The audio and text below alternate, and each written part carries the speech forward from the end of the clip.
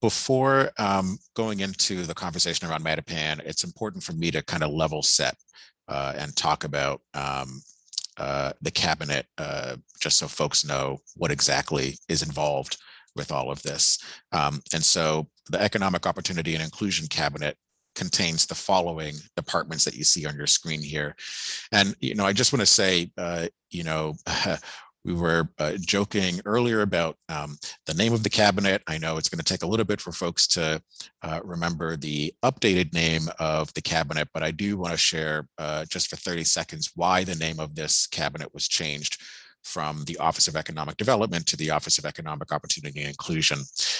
When the mayor and I were meeting back in November on whether or not I would join the administration and what that would look like, and what I would like to focus on, what her vision for the cabinet and broader economic development was.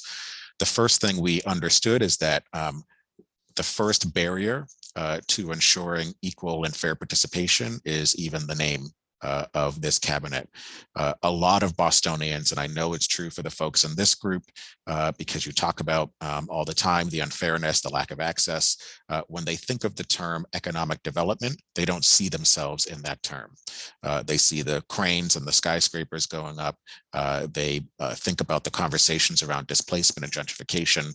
And so it was important to us that when we are, before people meet me or meet Demarius or meet anyone affiliated with the city or with this cabinet, that they understand precisely what our work is, who our focus is, what our work entails, and their role in helping us achieve the vision and mission of this cabinet.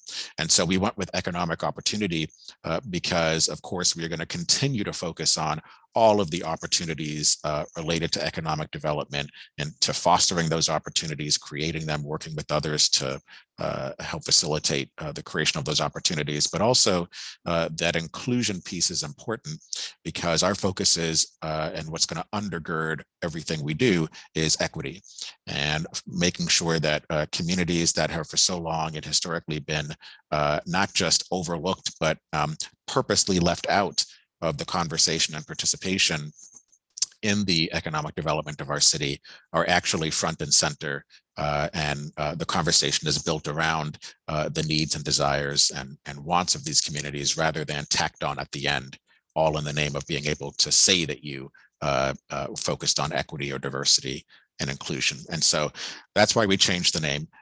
The work remains slightly the same, but the focus for sure has shifted to making sure that equity is front and center. And so I've spoken all that time to give you time to read what's in the cabinet here. I won't go through everything that's on your screen, but we do have one of the largest cabinets, one of the largest teams, and that's important because of the vision that we are setting forth to achieve.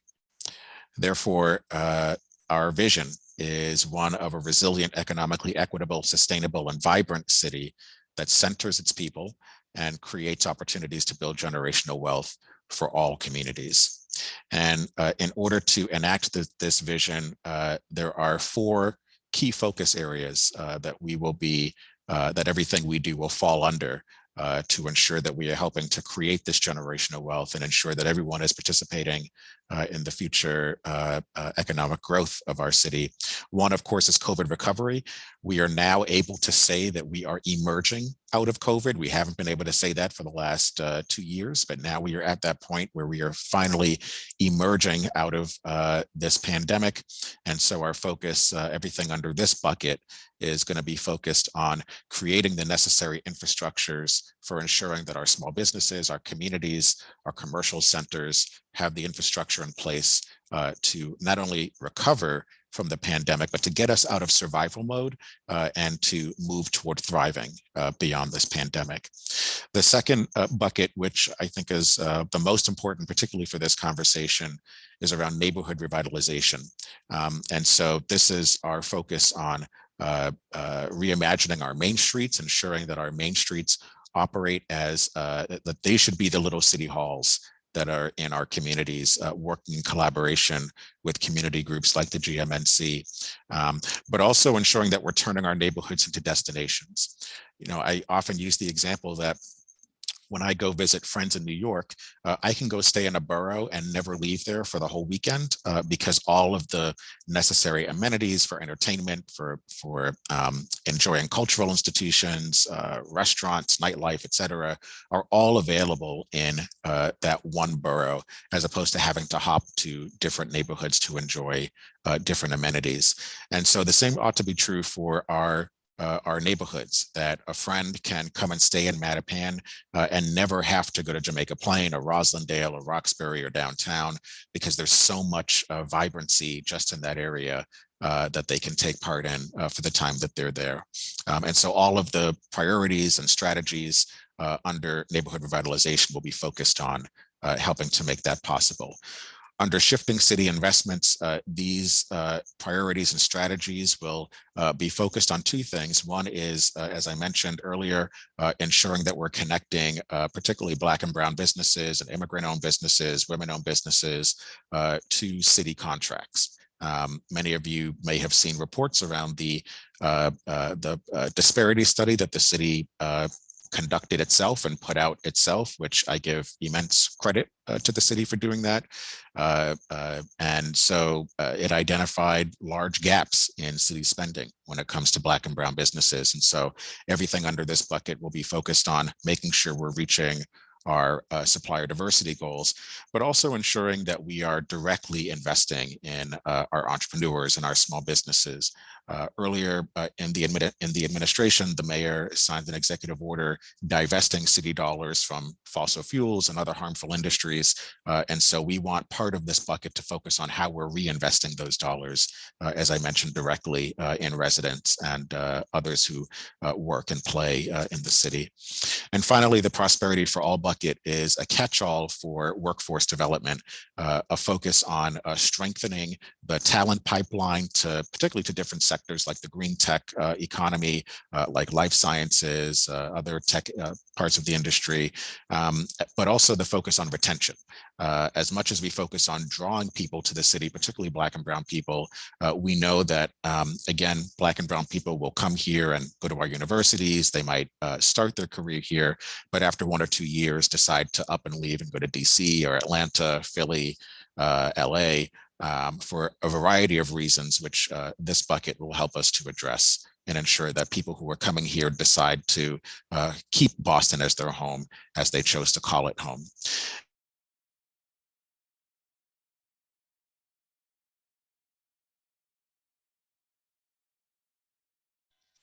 I think he's frozen. Yeah. Coming back on.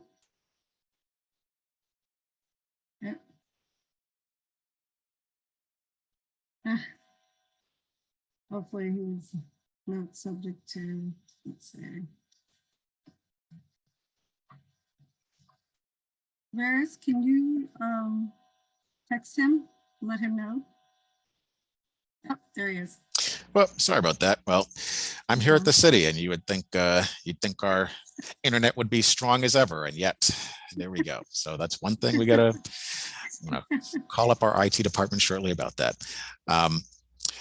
So yes, so okay. Not sure where I got dropped off, but you were talking about Pete. You had just finished up saying how though Black and brown people may go to school and university here. Sure. Yeah. So it was just that final bucket. So retention is a key piece of our focus, as well as our economic competitiveness in the broader world. And then again, so yes, so I'll leave it at that. So, and then finally, these are just a few of our urgent priorities that we know are really important to address in these early days of the administration. I won't go through all of these, but the Reimagine Main Streets project I mentioned earlier, ensuring that our main streets are operating as little city halls and that we are providing the necessary resources, but also that the main streets are able to conduct the work that they need to do and that their capacity is increased. Preventing business displacement. really key and something that we were talking about with the Mattapan businesses. This is going to include initiatives around commercial acquisition. So as much as we talk about affordability and ownership in housing, the same needs to be true for our small businesses. As we talk about gentrification in our communities, one of the things around that is it's not just pushing people out based on the housing prices. It's also that when, if my grandmother owned a home in Mattapan, if she decides that it's time to pass it down to members of the family, well, when we return and find a Mattapan that has all the national chain stores there, a Starbucks and, all the other stores that are not really unique to the area, a lot of times family members decide there's no point in coming back to a neighborhood that I don't remember, and they'll sell the home to the highest bidder and move to another place. And so we want to make sure that we are maintaining the cultural vibrancy of our neighborhoods and finding ways to ensure that our businesses, particularly our legacy businesses who have been around for decades, are not displaced. And again, this also comes with filling our commercial storefront vacancies.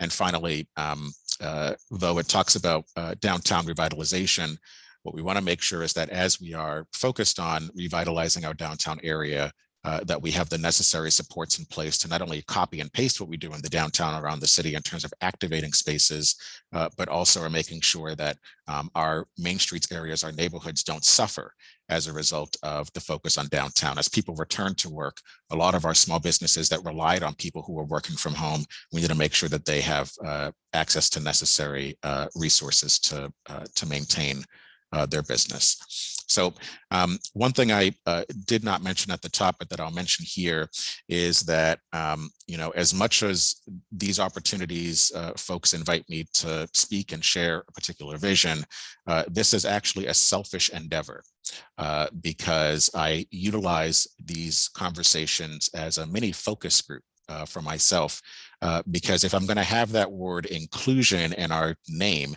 I have to actually make sure we're living it out. And I can't just come to you and say, this is what I see and what we're going to do for the area, because that is the opposite of inclusion. And so it's important to me that I'm hearing from all of you what we want Mattapan to be together. I mean, again, selfishly, as someone that lived in Mattapan for a number of years and with a mother that still lives there, I certainly have my own personal ideas of what Mattapan could and should be. But this is not The Sims. I don't get to just create whatever I want in Mattapan. It needs to be something that we do collaboratively. And so if this picture were showing up here, it would show the old theater that was in Mattapan Square. But my particular vision of Mattapan is one that honors its history, one that amplifies its creativity, one that celebrates its culture, one that invests in sustainable models of development and transportation, one that becomes a hub of entrepreneurship, particularly for Black and Brown businesses, that focuses on creating affordability, as I mentioned earlier, but also preventing displacement through ownership, which is going to be one of the hallmarks of my time here at the city. And finally, a Mattapan that not only this young lady on the bottom right-hand corner of this screen is proud of, but one that my future kids can enjoy. And I just said that to make my mom perk up because she keeps dogging me out for not giving her grandkids yet. But when or should that time come, a Mattapan that, as I mentioned, I can bring my family to, and we can do everything in Mattapan without going anywhere else. At the end of the day, and I'll end here because I'm really interested in hearing from this group what your thoughts and feedback and concerns are. And I know that there's a planned Mattapan process. And so, I'll make sure that I'm getting caught up on where that is in the process and supporting you all in that conversation.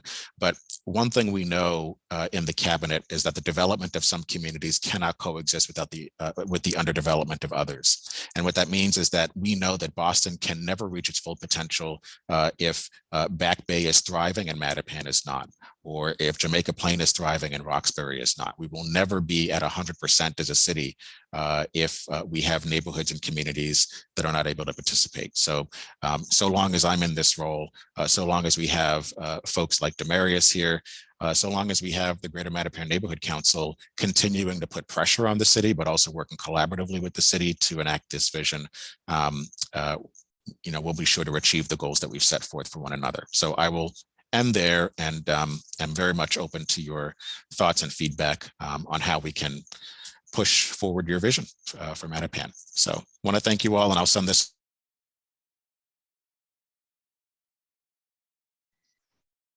The frozen screen again. Maybe when you stop sharing, he'll be able to come back. Let's see. The team, I believe, is ending with thank you and giving the emails and the address and phone number for him. Okay. Opening up All for right. questions. Okay. Let's see. Yeah, well, I apologize. We understand the city IT department's under a little bit of stress. He's frozen again. There he goes. Not sure. Damaris, can you begin taking questions? If there are questions? Absolutely. Okay. And who wants to go first? Any hands up? I don't see any hands up. Oh, there's a hand up. 2 hands up. Let's see. First, hi, Sarah Freeman first, and then Barbara. Hi, real fast. Wonderful presentation. Did I hear correctly? Year-round outdoor dining? So I know right now we're working on the temporary out dining process, which will go live April 1st. And then, yes, my cabinet is focused on putting together the policies and practices for a permanent year-round outdoor dining program. Awesome. Thank you. Barbara Crystal?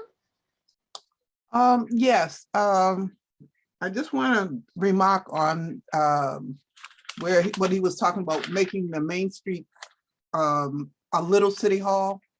I remember, I don't even know if you were around Segun back then when they had the little city halls, but they were a plus for the community, and we need to be able to have people go to a location that's not in downtown Boston, that you have to travel on the MBTA, and then if you're driving, you got to circle around anyway. But anyway, I like that, and I want if you can speak more on the retention of the talent. I know some of the things, I mean, you and I both know that there are people who grew up in Boston, educated in Boston, but the jobs were not here, so they went elsewhere. And that's what I'd like to see you talking more on the retention of the talent. Sure thing. Well, and I'll speak to specifically retaining Black and Brown people in the city, because that's where we see a lot of the drain happening. So that kind of goes to the neighborhood revitalization bucket. When people have things to do, when they have places to go, that's a really key and important piece of staying in the city. I know many, many Black folk who have come here who say that there's nothing to do, that we don't have places that we own to go to and enjoy ourselves beyond the 2 or 3 places in one neighborhood in the city. That's one piece of it. The other piece is making sure that we are addressing the issues that we all talk about and have been talking about for decades: affordable housing, the transportation system, our education system. All of those things are also necessary components for retaining talent that either grow up in the city or who move here by choice. And those are things that we'll have to work collaboratively with other cabinets across the city, which is what part of the mayor's vision is for city government, cabinets working collaboratively as opposed to this siloed approach to addressing issues. So I would say those are 4 key things that we'll have to work on. One of them is specific to my cabinet, and the others will be working with others to address ASAP. Okay. Are there other raised hands or? Okay. One, I'll ask a question. Oh, I'm sorry. Alenza, you had a question? Yes. Hi, everybody. How are you, Segun? I'm glad to see you, and really happy that you are doing the work that you are doing. My question is about resource allocation. So I have been fortunate to be doing a lot of consulting through my planning agency at the state level. We've been helping a lot of municipalities with economic development strategies as part of their COVID-19 pandemic recovery efforts around with small businesses in corridors that were deeply affected, but particularly corridors where the business owners are largely, low income, low on the lower income end, are from immigrant backgrounds and may not have access to capital and funding in the more traditional sense. Like for a lot of businesses, they can't just go to a bank and ask for a business loan. Either their credit is either limited or they are already operating on a credit line because they had made major expenses around renovations and storefront improvements just before the pandemic hit. So we're seeing this all over, and Mattapan and the Blue Hill Avenue corridor is certainly no exception. One of the questions that I am trying to field right now that I'm getting a lot from my municipal clients are, how are recent funding buckets like the local rapid response program at the state level and the ARPA funding being distributed at the city level to then be transferred into small business grants? Now we're seeing a lot of these small business grants at the state level, but how's that being translated at the local level through an office like yours? Mm-hmm. Well, thank you for the question. I didn't plant that. And Alenza, we got to follow up on a couple other items from my previous role that we can work on together in this new one.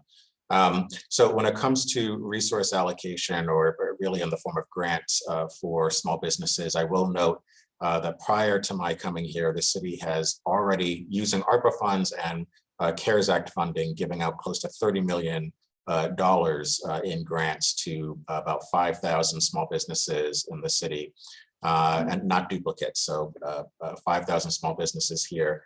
And then back in January, one of the first things that we were able to accomplish was to get approval from the city council for an additional $5 million to replenish our small business relief fund, which is currently underway, and we invite folks to continue applying.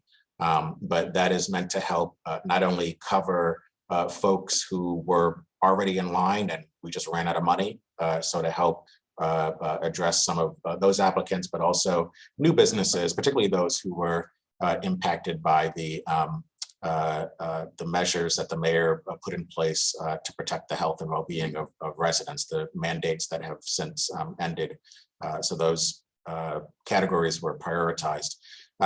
So I know that our focus is, of course, continuing to process grants. I will say that we have partnered with the state, which just recently announced their small business grant funding, a total of $75 million across the state, 50 million of that for women and minority-owned businesses specifically. And so we're working with them to connect folks who are in the pipeline for city grants and who have been approved to also work at the state level, so that they have access to more funding, because you can only get up to 20,000 at the city level.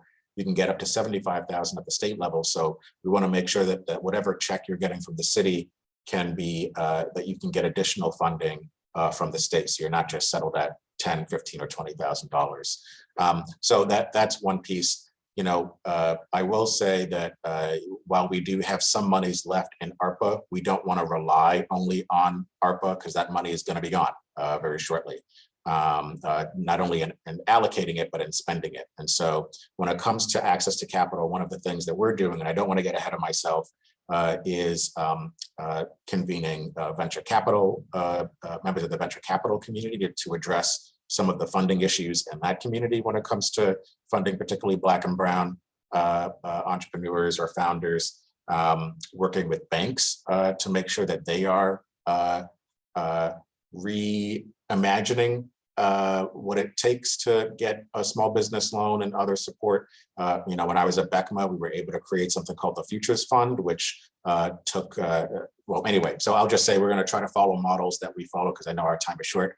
And then finally, and I'm realizing that with this role, anytime I open my mouth, it could become something that's good or bad, or, you know, the mayor says X, Y, Z, but I just want to say, this is one thing that I was working on at BECMA. This is not something the administration has said, this is what we're going to do, but it is an idea that we're exploring.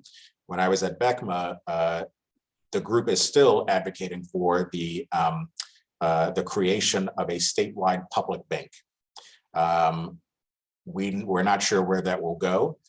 If it does not move forward in this session, I am looking to see what it might look like for a municipality to establish its own public bank, which we're seeing happen in California and in New York. And so more to come on that.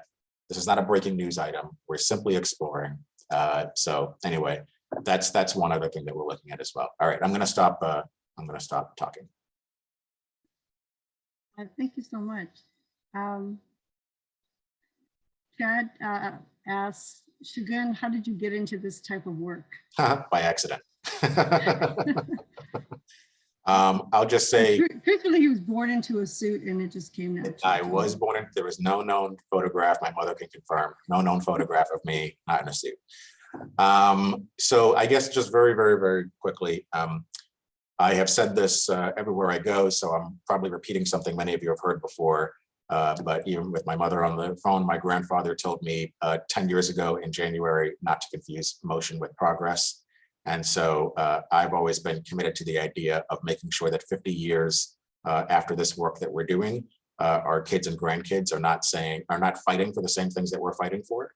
And so that led me to the economic work, because his work in civil rights and working with Dr. King and SCLC and Virgil Woods and so many others, I learned that the next phase of the civil rights revolution was focused on economic development and empowerment. And so after working for Councilor Yancey for several years and trying to understand how city government works, after running for office myself, and as we see, I clearly did not win, but I am the happiest loser in Massachusetts, I will tell you that.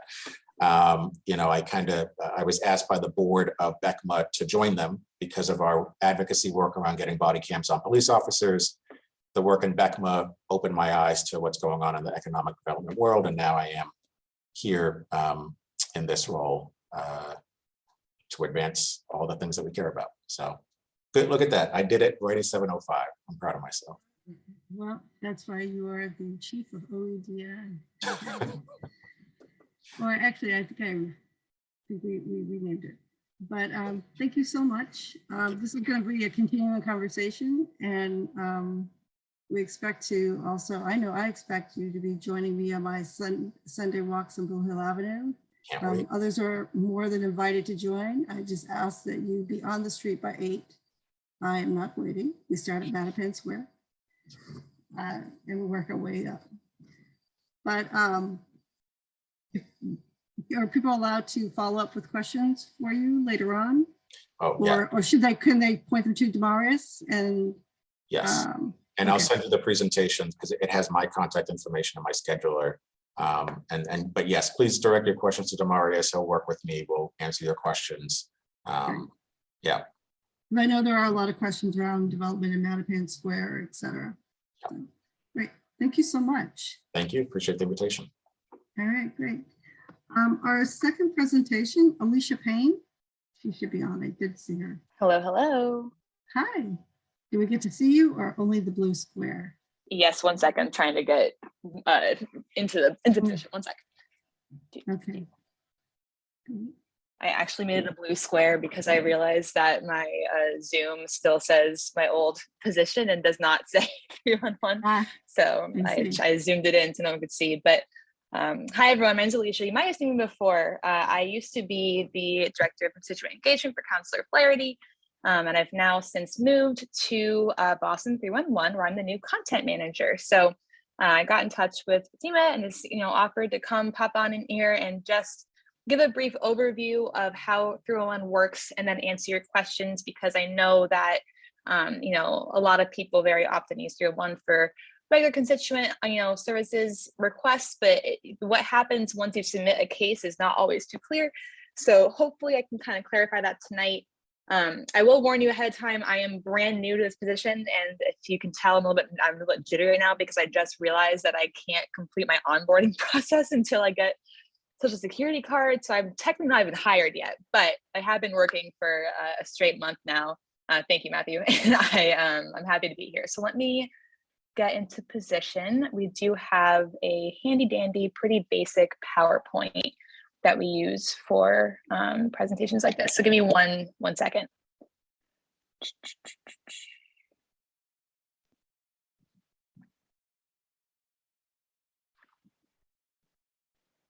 Alrighty, and am I able to share? I am able to share my screen. Okay.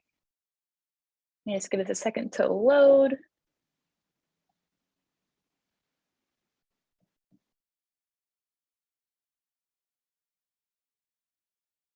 What a great moment to have slow internet. All right, there we go. Perfect. Okay.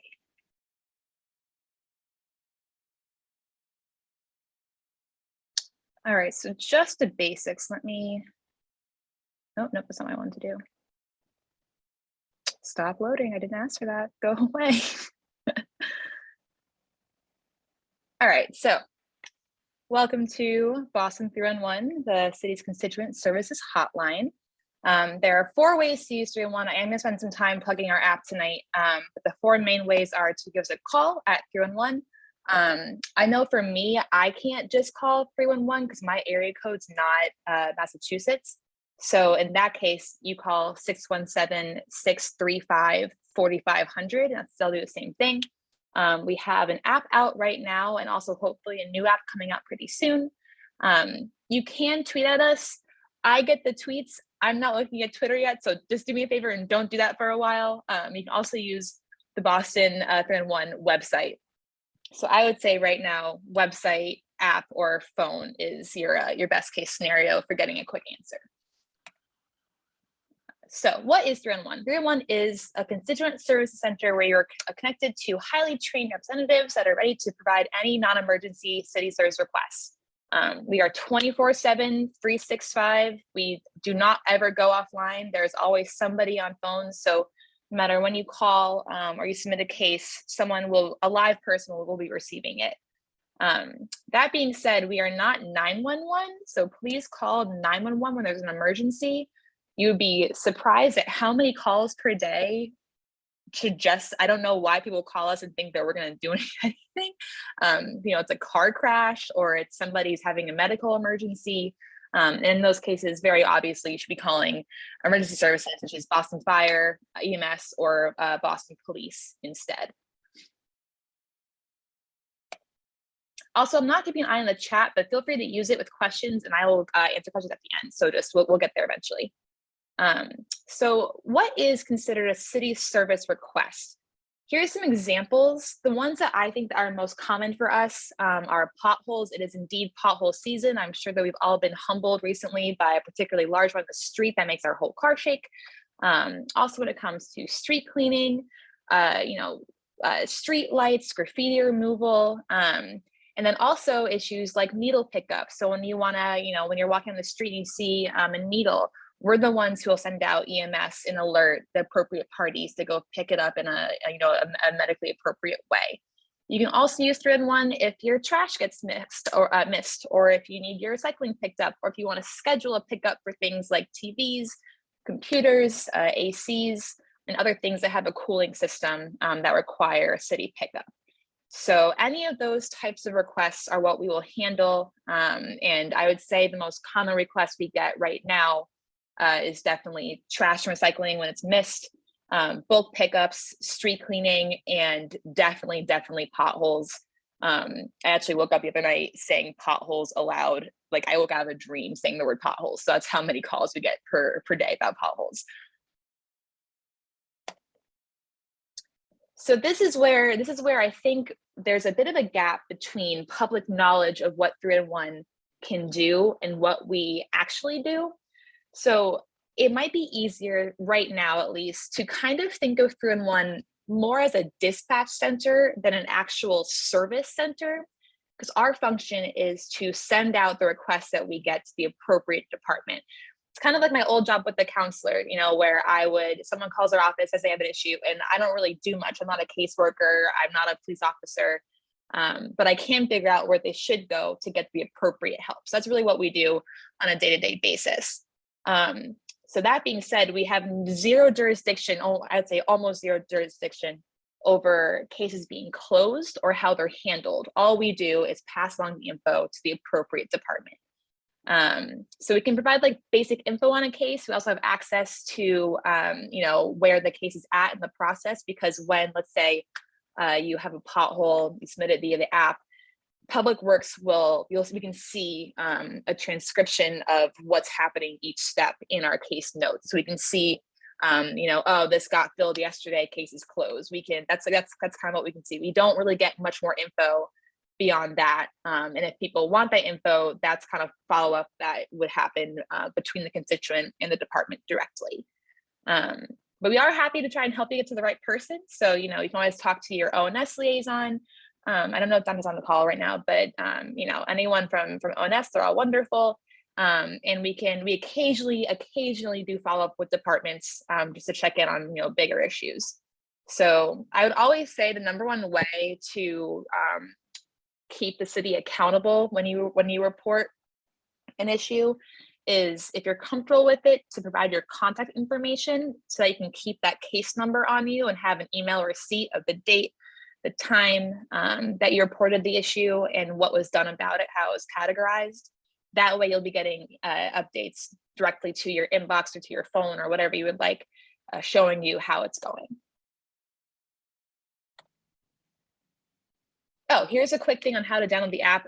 So I will tell you right now, I didn't use the app before I got this job, just because I usually would just, you know, go ahead and call over.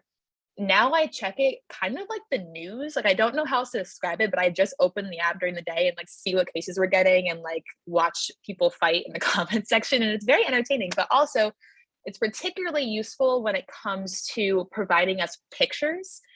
People will call very well-intentioned and try to describe, let's say, actually in particular, where a needle is. And it's really hard to do that if you're not just showing a picture of it.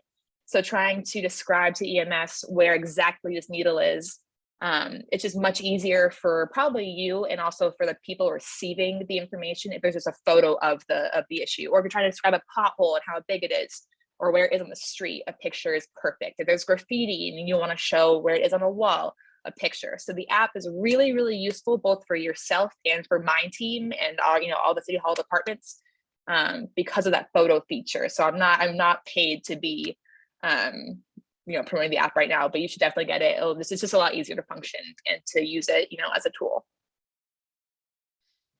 So also so you search Boston 3-in-1 in the App Store and it should just pop up. Then you have this handy dandy, just landing page for yourself, so you can see your own reports that you filed. You can do a new report. You can have trash alerts. You would be surprised at how many of my personal friends and neighbors, but also, just constituents in general, are there's a missed trash pickup, or there's a big snowstorm coming, or it's a holiday, and you don't really know when it's going to get picked up and brought back. The app is a great place to just check in on that and see how it's going. That's where all the alerts go. And then that way you'll know if there's a missed pickup, if it was intentional or not, if there's a delay, anything else. You can also favorite requests, which I personally love doing, just so I can keep it all in one particular place. So yeah, the app is really, really useful. It's worth the download. It's free, obviously, and it just makes reporting these things a lot easier across the board.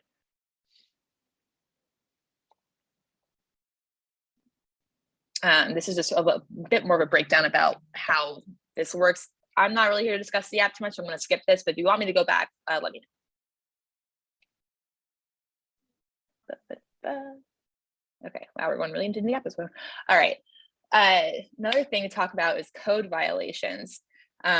So code violations are pretty common, and people typically aren't trying to get them, or they care, they just don't notice. So just as a quick refresher, when it comes to trash, make sure you can close the top of it securely.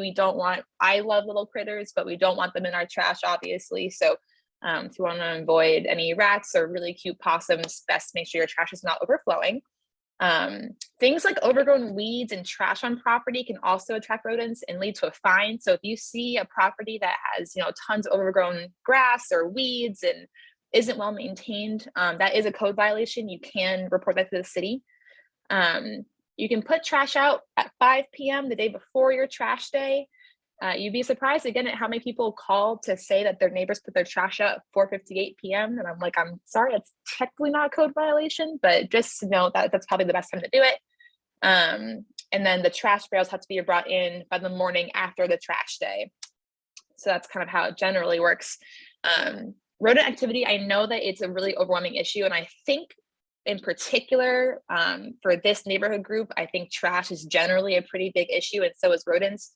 I know it's frustrating and overwhelming to not have rodents like taken care of, but we still really do like to keep the data on it and make sure we can still be following up with it. So please make sure to report rodent activity whenever you can, even if it's not going to be an immediate fix. It still is really, really helpful to have, constituent eyes and ears on the ground reporting to us about how rodents are behaving and how, if there's any, massive issues with them in our neighborhoods.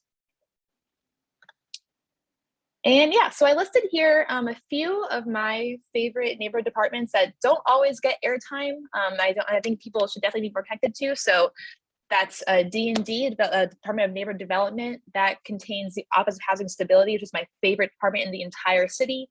That's where you find things like the Rental Relief Fund, or if you have any questions about being a renter or a landlord, if you need a renter landlord mediation, they offer that service.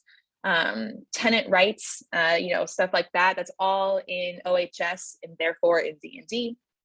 Also really great programs for home improvement and for first-time home buyers and stuff like that. So it's really helpful. We have the Immigrant Advancement Department. They are the coolest staff I've ever met in my entire life.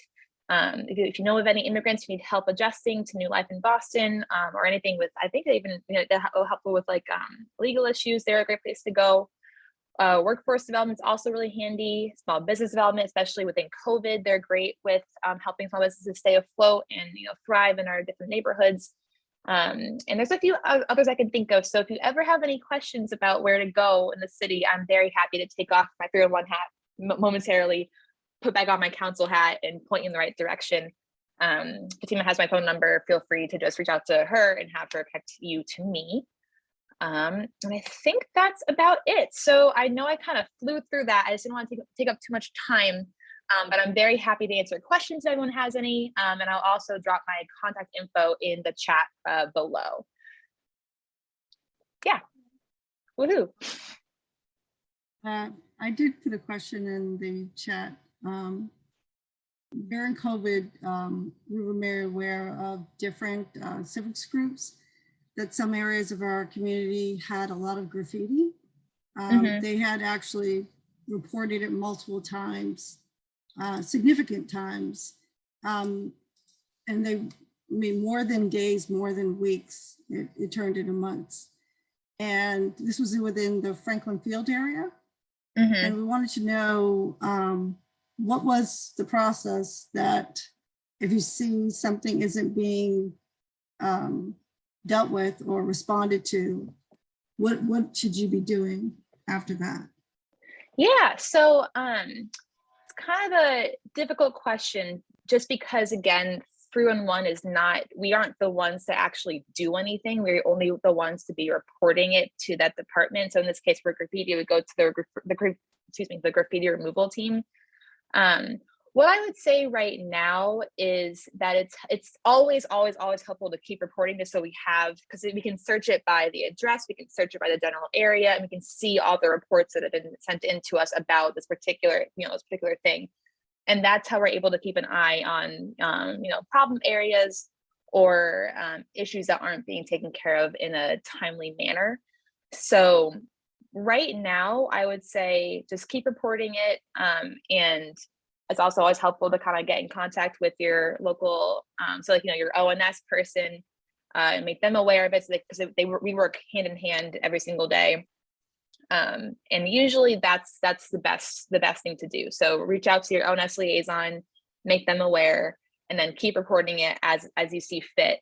And I know it's a little bit of a vague answer, but that's the best that I really have right now.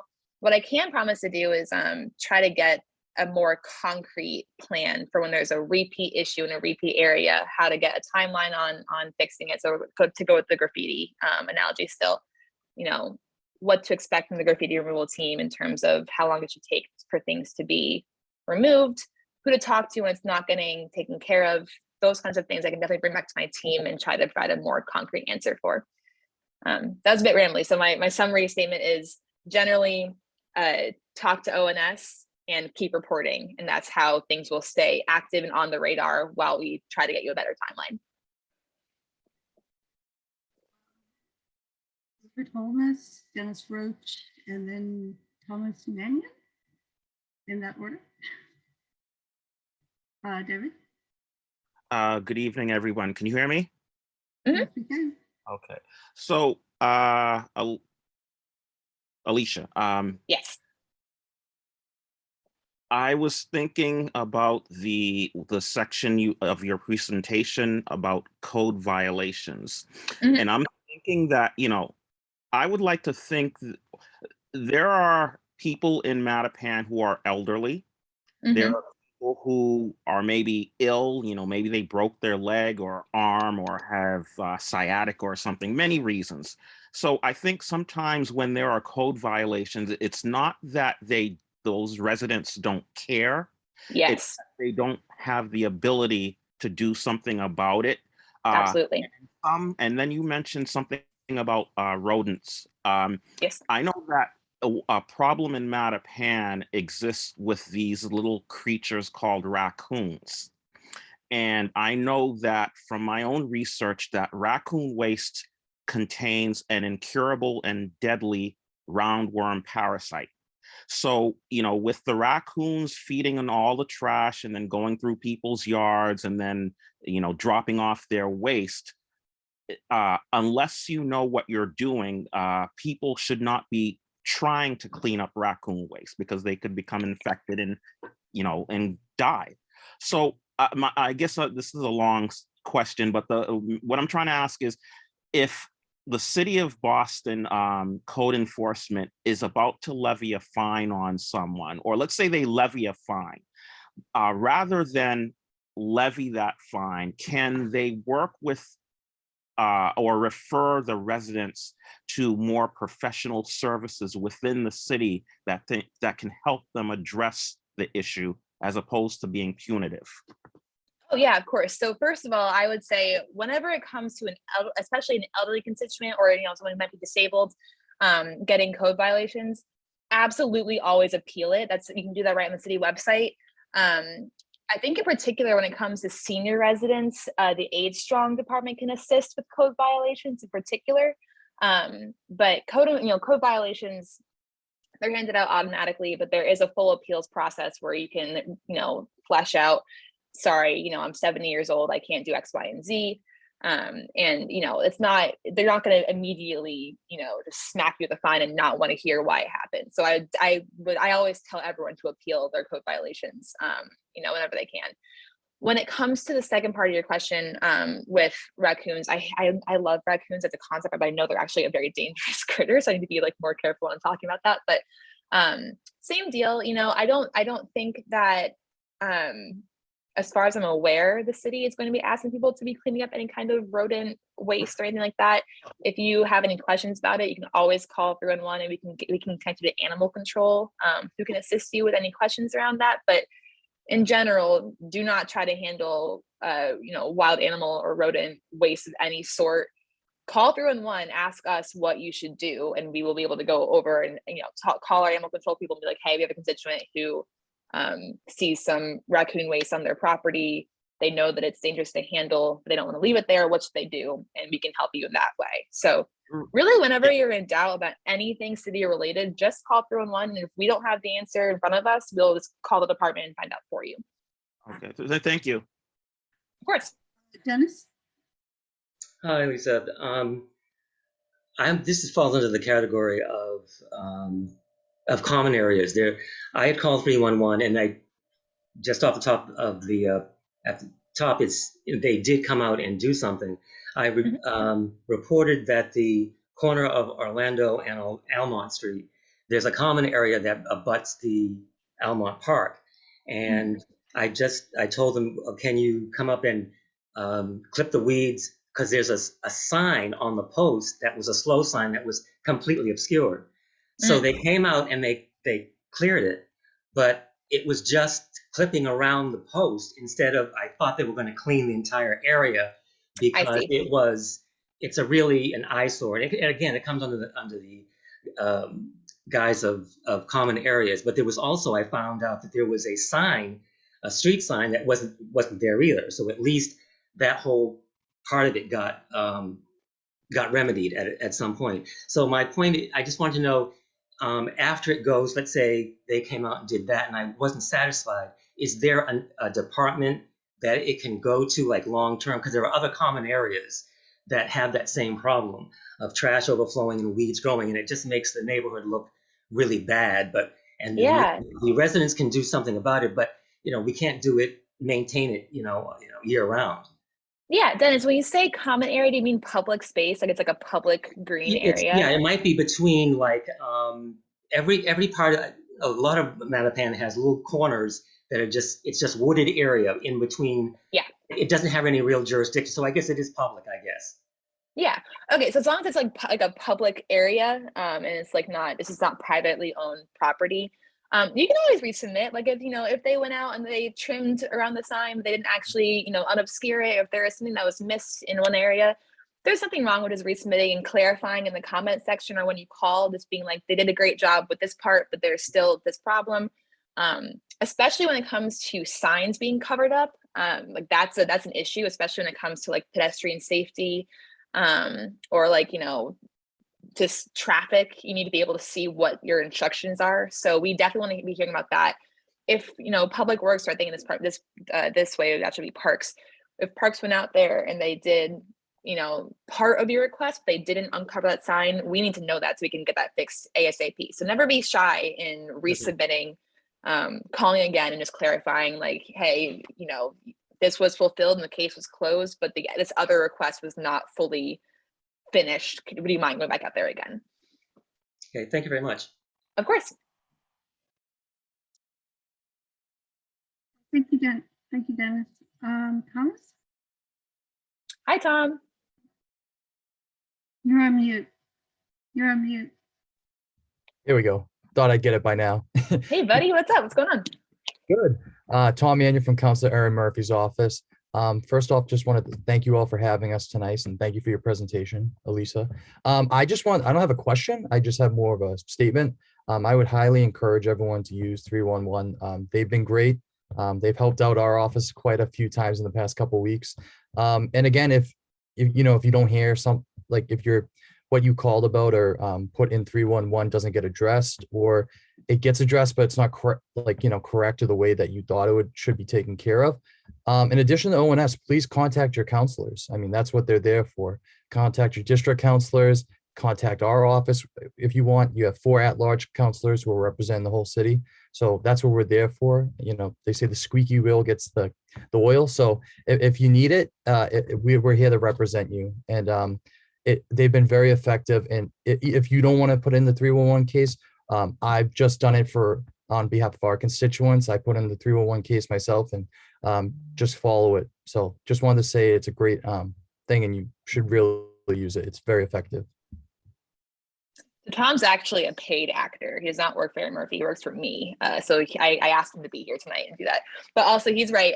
So this happened last week. Tom gave me a call because a constituent had a 311 request they wanted to put in. They put it in through Tom's office, through Councilor Murphy's office, and that's how it gets taken care of. So I want to be careful because I loved working for the council. I don't want to look like I'm trying to plug them too hard because it's a personal interest, but definitely want to recommend that you get in touch with, I always say the trifecta. So your ONS liaison, your district counselor, and then an at-large counselor. Any of the 4 will do, so that people can just it's a triangulated request.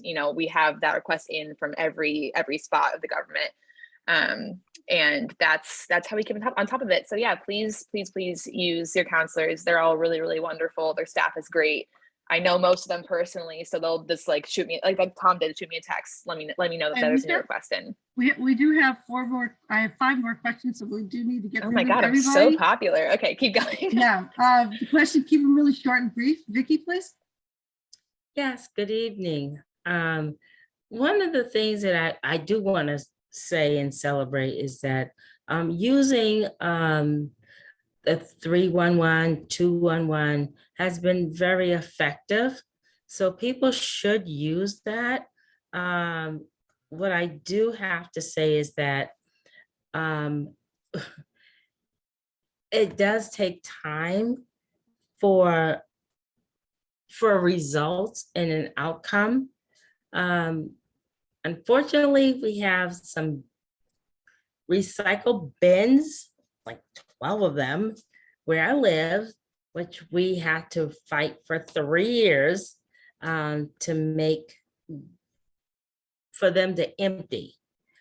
They emptied them, but they didn't take them away. They're recycle bins. And I guess this management doesn't do recycling. So people are now still putting trash in it. So I would like to know, what can I do for the management or the property owners to stop that? They need to either take it away because nobody recycles here, or figure out if there is some sort of rule, regulations, how that can work. Yeah, great. So Vicky, off the top of my head, I actually don't know, and I would love to connect with you offline to make sure we get that on our radar. So if you wouldn't mind, when I put my email in the chat, would you mind shooting me an email just describing that with the address, and any relevant case numbers, and we'll just go from there. Is that okay? Oh no, it's perfect. That's perfect. Great. Okay, Thanks. thank you. Also, I promise, of course, I'll be quick, I promise, but just a FYI, 211 is the state equivalent of Boston 311. Right. 211 is where you would call for if you're on the highway going through Boston, there's a pothole. We can help with that, but you also should probably call 211.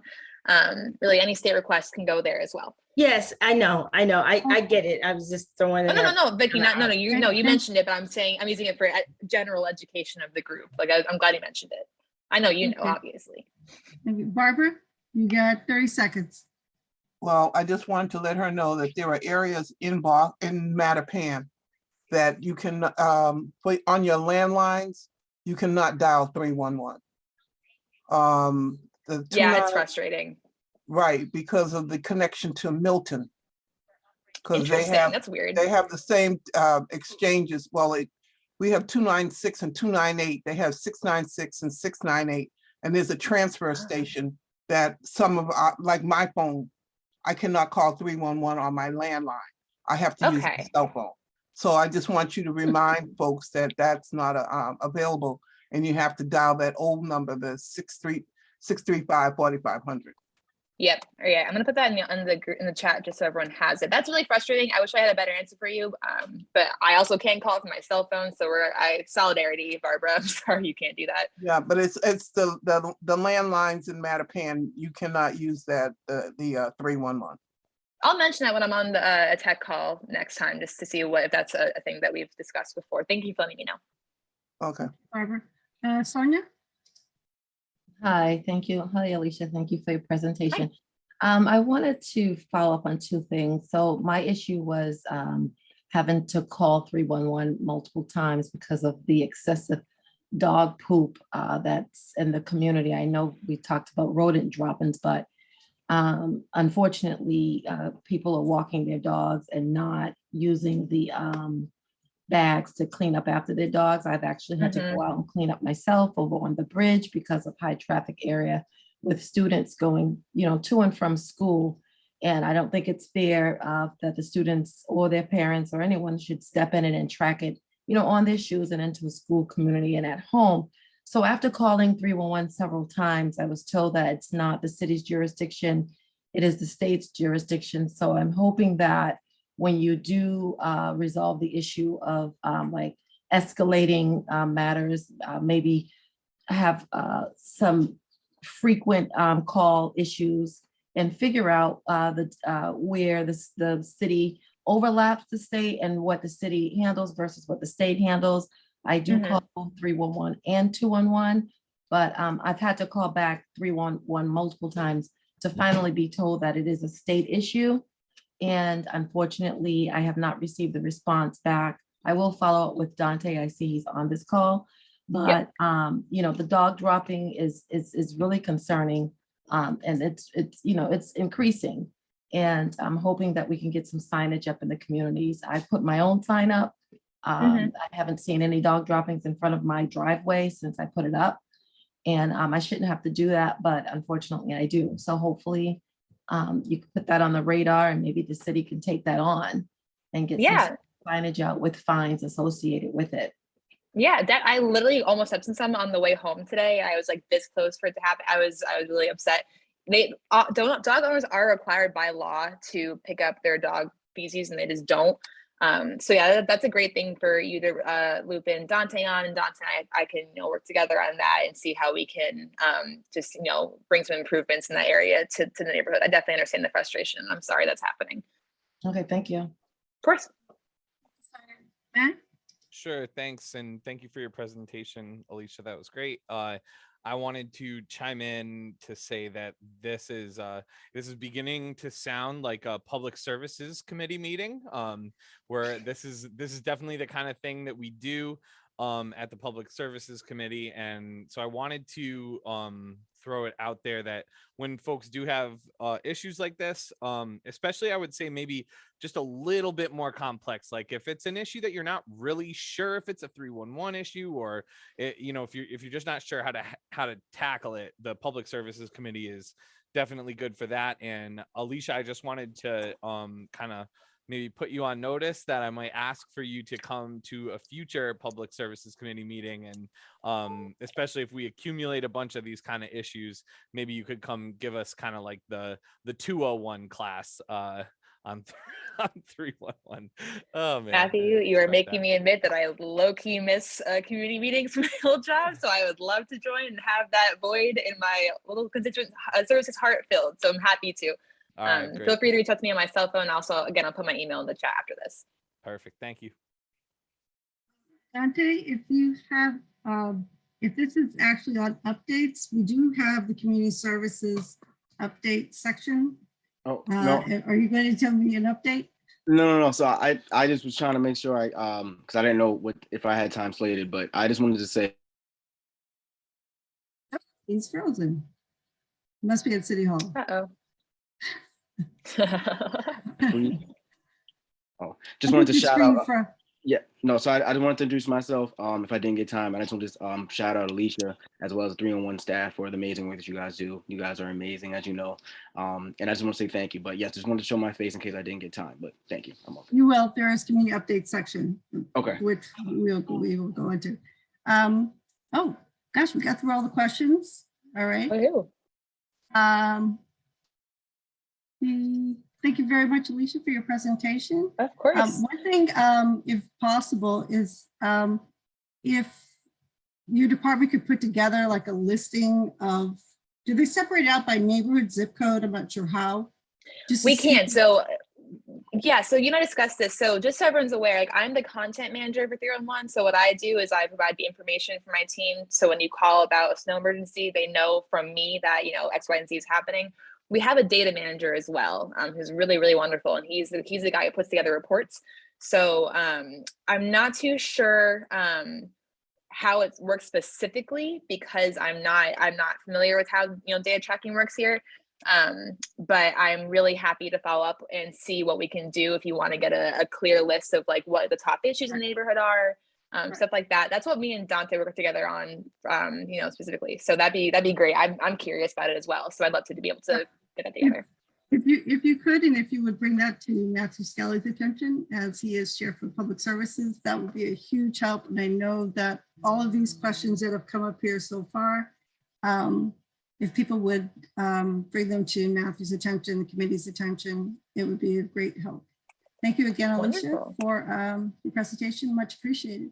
No problem. So great to see everybody. Have a great night. Thank you. Take care. Let's see, next, committee report. Matthew, Public Services. Thanks, Fatima.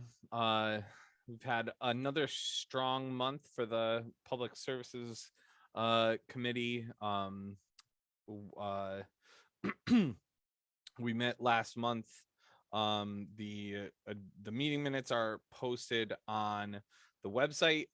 We had a little bit of like an impromptu conversation about a number of different items around Mattapan, almost like I said, very similar to this with 311, but we had Stephanie Seskin from BTD on the meeting, so we got a chance to ask her about an issue on Clearwater Drive on Rexford Street. We talked a little bit about how to get the resident parking program established. Slow Streets program was a topic, so kind of hit all those things briefly. And then we talked about Cummins Highway, preview of the trees presentation, and discussion about the potential roundabout. We kind of just touched on that very briefly.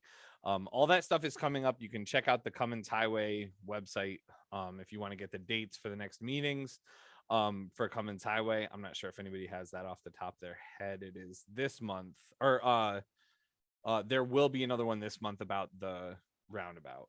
I know I saw that advertised.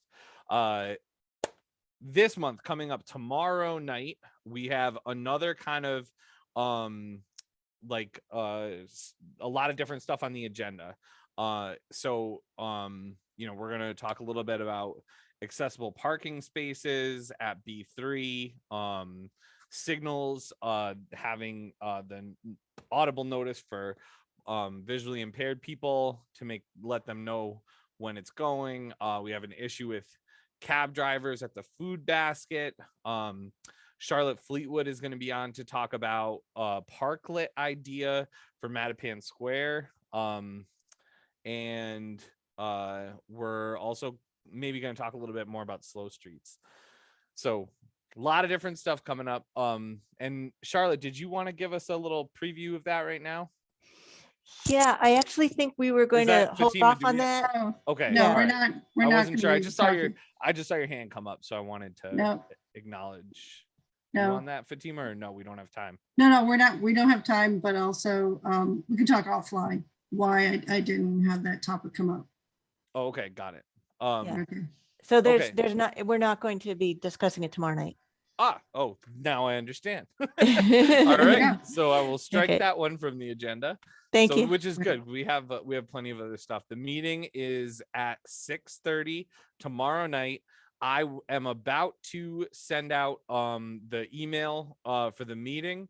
You don't need to pre-register for it. You can just log on when it at the time of the meeting. And if you would like to get that email, please drop your email in the chat. I will add you to the list. That's all I have, Fatima. Thank you, Matt. For the zoning committee, there wasn't a meeting last month, but coming up this month on the 17th, there's going to be a presentation done by the team for Taco Bell. There is a proposal put forward to build a Taco Bell at Babson and Blue Hill Ave. And there is a lot of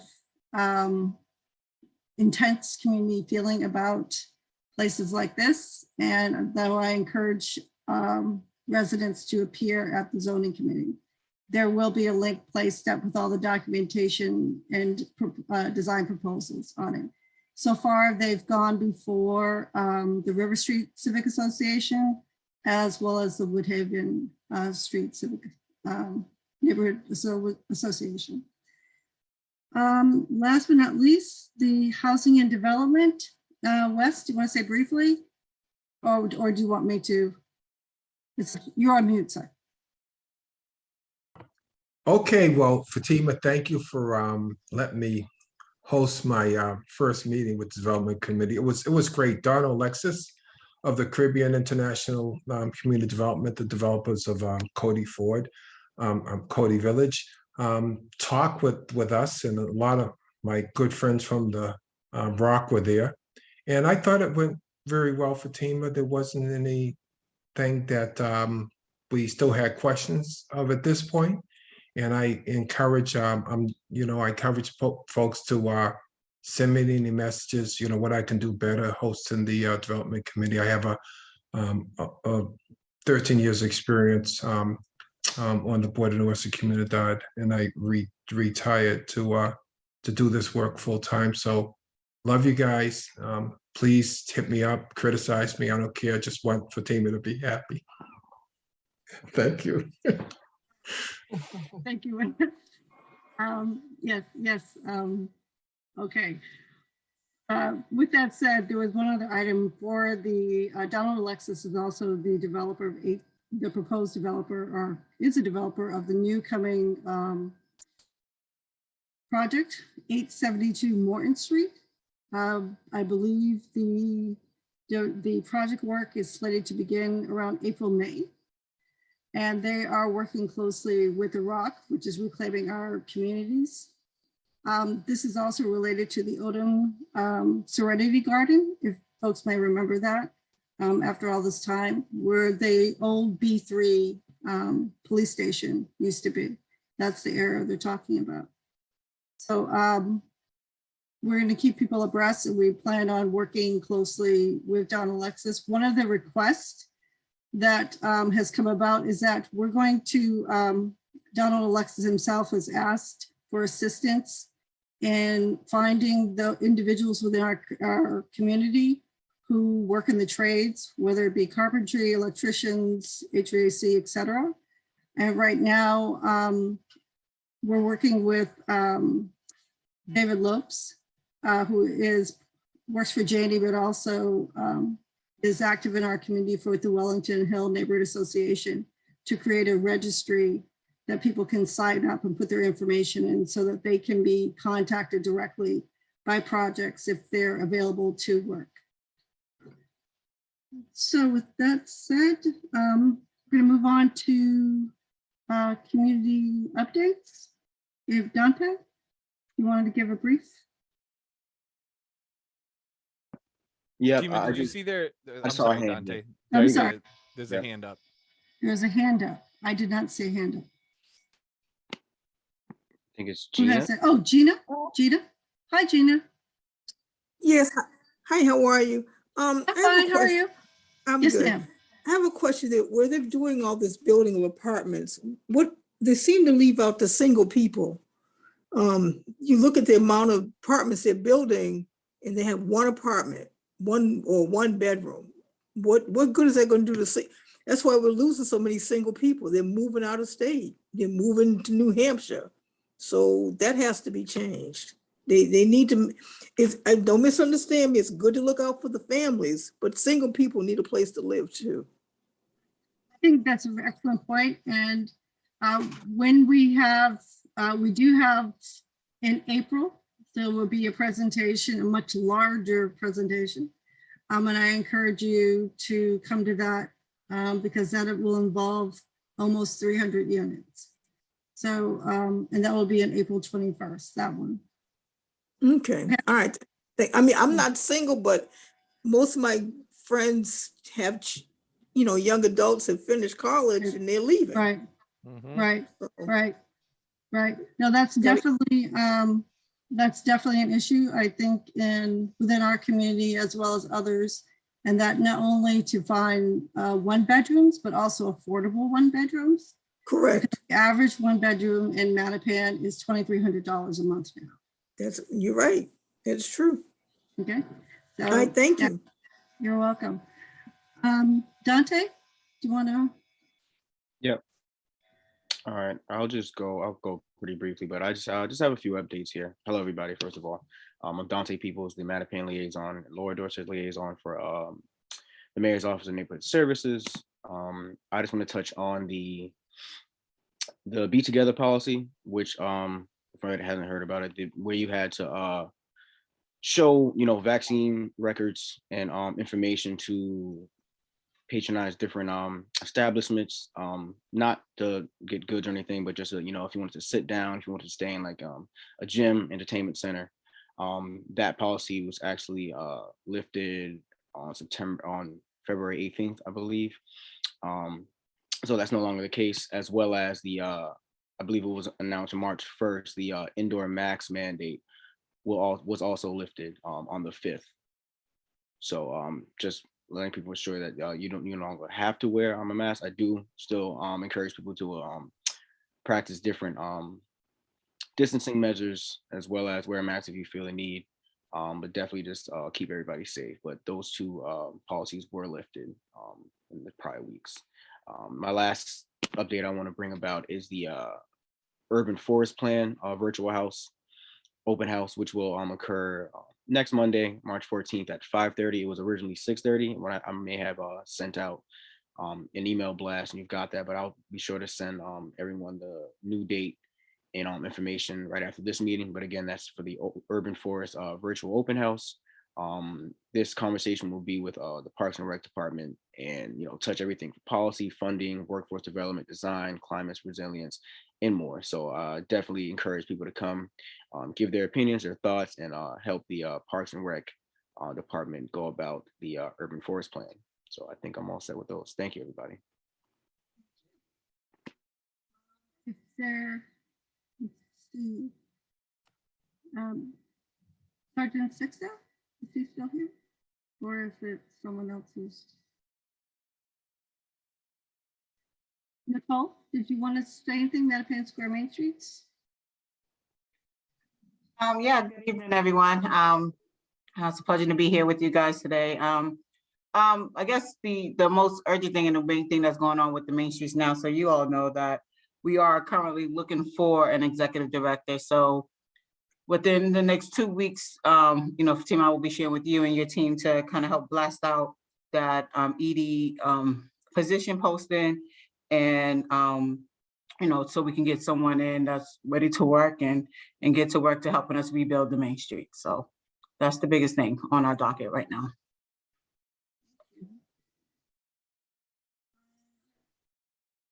That's it. Thank you. Thank you.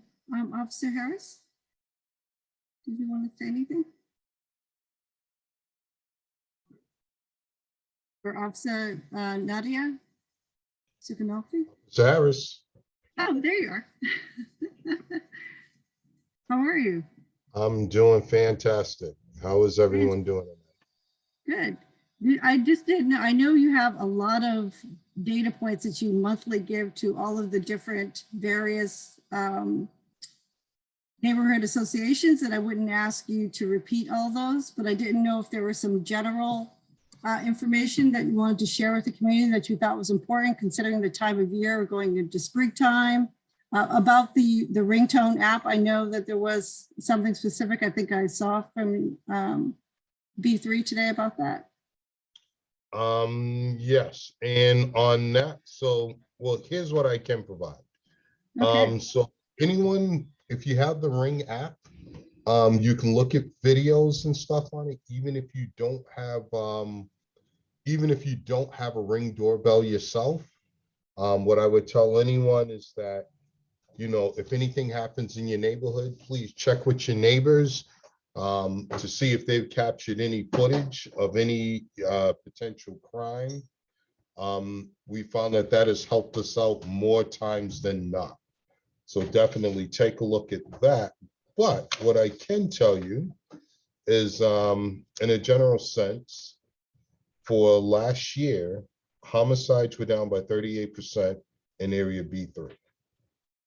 Robberies were down by 24%. Aggravated assaults were down by 17%. Commercial burglaries were down by 41%. Residential burglaries were down by 37%. Larcenies from a motor vehicle were down by 47%. And auto thefts were down by 18%. And what I can tell you is that within the last month, there were, 2 good gun arrests that took place in Mattapan. And another piece of historical data, last year, officers in B3 took 150 illegal firearms off the streets. So, that's a good thing. There's a lot of good work that's being done. And it's in no small part to the effort that's put forth by community organizations, such as yourself. I see a lot of you sit in on different meetings. Hi, Andre. And Fatima, of course, you as well. Ms. Critchlow, Javon. So really it's what you guys bring to the table that makes our life and it makes our job a little easier. Appreciate the work that you do. Let's see, is there any other, I think, Chevelle, did you want to say anything more about Mattapan Food and Fitness, the walking challenge? If you still on? She said no. Okay, so Mattapan Food and Fitness Coalition is hosting their spring walking challenge, and they put a link in the chat for those who can go and sign up. It is a lot of fun, so I encourage anybody to do it. And if you are like me, slightly competitive about getting your steps in, this is the thing to do. So, is there anything else that anybody wants to say or bring up? Hey, Fatima, this is Brandy Flicker Oakley. Can I give a super quick update? Oh, of course, Ben. Thank you. Thank you so much. It's good to see you, Greater Mattapan Neighborhood Council. Very briefly, I just wanted to flag for folks that since the last time we all came together, we were able to pass the Work and Family Mobility Act, which basically is a public safety measure allowing anyone to get a driver's license regardless of their immigration status, which is very important given our community. And we also passed an offshore wind bill just last week, and I was the co-sponsor of an amendment that would allow us to increase contracting opportunities for minority-owned businesses. So I just wanted to flag those two legislative things that happened since last month, and also wanted to let folks know that there's still testing available down at Jubilee Tuesdays through Thursday, 12 to 7 p.m. In light of Dante's update about the mask mandate being lifted, we can still get tested. Those tests are free, and you do get your results within 24 hours. Excellent. Thank you so much. Okay. Drum roll. It is now 8 o'clock. And look at that. I have made Matthew and I Pam see another smile. hand, Fatima. Where? Where do you see a hand? Whose hand is that? Hi, Miss Fatima. Jordan, you got 10 seconds, my friend. Still at the last second. I'll keep it super brief. There is the Mass Growth Capital Corporation working with the state. There's about $50 million in grants for small businesses in our community that are specifically socially and economically disadvantaged. The grants are ranging from about $10,000 to $75,000. If there's anybody in the community that you know that might benefit from this, please send them our way. I'll put the link in the chat. Reach out to our office and we'll try to help make sure that gets done. But thank you. Jordan, why don't you send me an email? We can set up a time to speak further on, okay, for the community. Awesome. Sounds good. All right. Thanks, Jordan. Fatima, in closing, yes, can you mention the position that the GMNC is trying to fill? Yes. The Greater Mattapan Neighborhood Council has an open administrative position. We have posted the position on the front homepage of our website. And if you know of yourself or anyone that you know that would be interested, the maximum number of hours usually around 20 hours per week. And the pay scale is between $20 to $25 per hour, depending upon experience. And there is a formal hiring process. It is not send Fatima cookies and see whether or not she will say yes. Okay. So although I am a cookie lover, that is not the way it Can't works. hurt. Fatima, say again where that link is. The link should be on the front page of our website. Do you see it on the left? It should say administrative. It should be still right there. If you're looking on your phone, you may not. I'm on the website, but we'll make sure it's up there. It's you know, the No, it G is. dash D dash G dash MN. Oh, I see it now. It's on the right. Yeah. I'll pop Yeah. the link in the chat. Thank you very much, Matthew, for reminding me. All right, well, now that we're in the meeting, I love you all, but you gotta go. Good Thanks, night. Fatima. Have a good All night, right, everyone. Good night. Hey, Good night. everyone. Thanks, Fatima. Thank you. Thanks, Fatima. Thank Thank you, you. Matt. Thank you, everyone. Yeah. Good night, Vicky. I think there was a question, Ah. 8 a.m. 8 a.m. by 8 a.m. Sunday morning. Matt, I got books for my boy. All right, bring him on. He don't know how to read yet, but we'll help him. That's right. All right. I'll talk Good to night. you soon. Good night. Good night, guys. Take care.